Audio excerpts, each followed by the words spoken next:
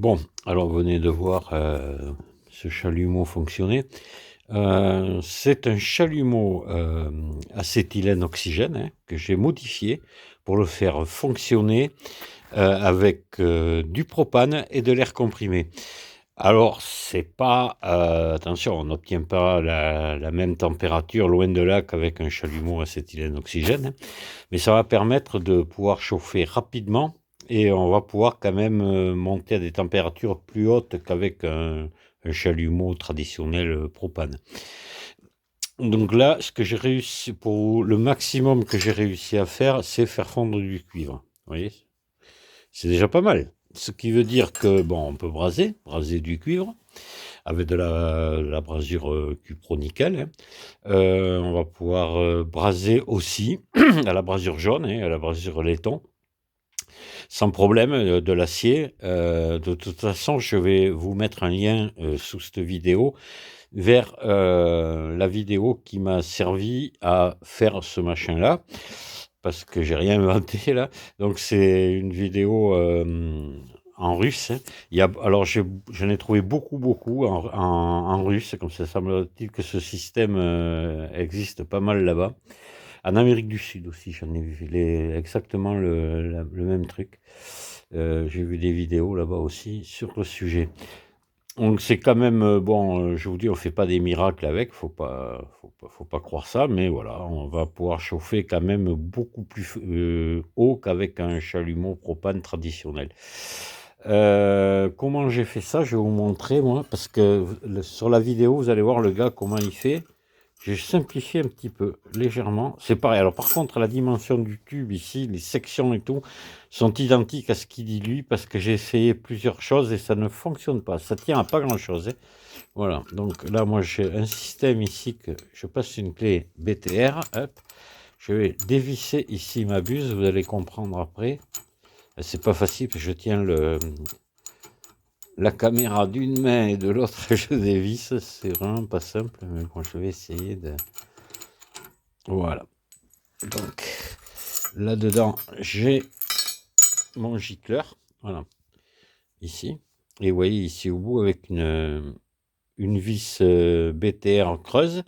Donc là, j'ai taraudé ici en bout dans le gicleur. J'ai vissé cette vis là. J'ai meulé après pour que ce soit conique. Alors, je vais vous faire voir comment je me suis pris. Et là, le chalumeau, j'ai rien modifié au bout. Voilà, c'est comme... Si, j'ai un petit peu meulé le cône au bout ici. Voilà. Mais c'est tout. Important ici, dans le gars, je sais pas s'il le dit, mais comme c'est du russe, voilà. Ici, à l'intérieur, il y a un gicleur que j'ai démonté, qui est percé à 0,5 d'origine dans le chalumeau, là. Et je l'ai repercé à 1 millimètre, voilà. Sinon, ça allait pas, je montais pas en température. Et j'ai fini par comprendre pourquoi. J'ai vu une autre vidéo, un gars en parlait, et je l'ai percé à 1 millimètre. Dans les trous, ici, il y a 6 trous, mais là, vous le verrez dans la vidéo du russe, d'1 millimètre 5, voilà. J'ai essayé avec seulement 2 trous et ça fonctionne aussi. Bon, enfin, lui, il dit d'en faire 6. Alors, comment j'ai fait ce gicleur? Donc, je suis parti d'un bec de chalumeau normal, comme ça, de acétylène oxygène. Je l'ai coupé, vous voyez, à la dimension, je l'ai coupé hein, par rapport ici au bout. De toute façon, pour pas se tromper, j'ai d'abord percé à 5 millimètres dans ce sens-là, comme ça, hein, voilà. Et parce qu'il faut faire gaffe, parce qu'ici c'est quand même fileté, vous allez voir. Ah, là, aïe, je vais échapper. Là, voilà, ça va. Voilà, ici c'est fileté, donc, mais c'est fileté plus gros, c'est fileté à 8, je crois, ouais, 8. Et, donc il n'y a aucun risque de percer à 5 là-dedans. Et après, une fois qu'on a percé à 5, il suffit de nettoyer ici le bout, recouper proprement, et tarauder ici à 6 mm. J'ai taraudé.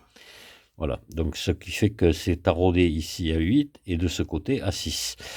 Et là-dedans, j'ai vissé donc une vis de 6 mm BTR creuse que j'ai vissé avec de la loctite, hein, voilà, ce genre de truc. Voilà. Et puis, hop, j'ai remeulé ma vis pour que ce soit conique. Et le gars, lui, alors moi j'ai meulé ici tout le tour, vous voyez. Après, j'ai remeulé les angles. Là, j'ai fait tomber les angles. Vous n'êtes pas obligé de le faire, mais bon, je l'ai fait. Et après, il faut percer comme il dit, c'est-à-dire que les trous soient tangentiels. Mais là, vous verrez, il explique très très bien. Voilà. Donc, ça avec la petite Dremel et puis un forêt de 1,5. Ça se perce très très bien. Voilà, faire les 6 trous. Et voilà comment j'ai fait donc mon gicleur. Et donc maintenant, pour remonter, eh bien, c'est simple. Donc voilà mon tube.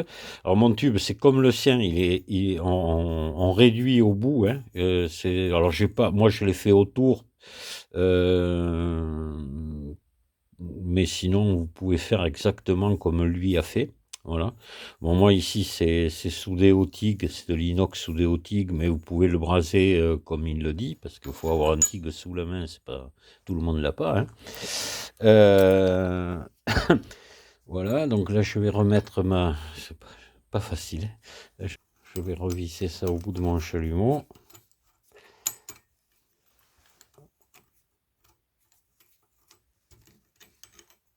Voilà, je serre un petit peu et c'est bon, le bec est ressoudé. Voilà, voilà comment j'ai fait. Alors l'air comprimé arrive, il dit qu'il faut au moins 6 bars. Ouais, je suis d'accord. Moi j'ai 9 bars moi, mais à partir de 6 bars c'est bon. Sur la sortie d'air comprimé du compresseur. Et le propane, voilà, moi j'ai mis un